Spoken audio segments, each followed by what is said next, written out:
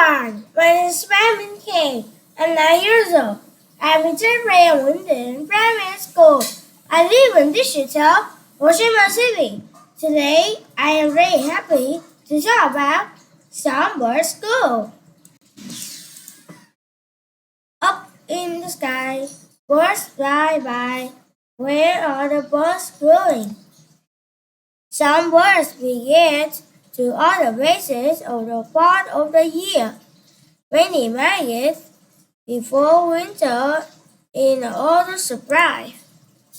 These are migrate for food in winter.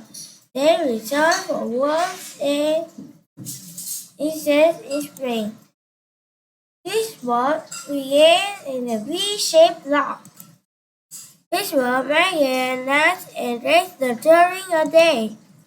This bird migrate when the air goes too cold. This bird always migrates alone. This is migrate in the flood of desert. This is migrate across the water we are stopping. Some birds fly down a mountain to migrate. Some birds fly a desert rise or migrate. Wherever these birds go, will always come back. Next are the weeds.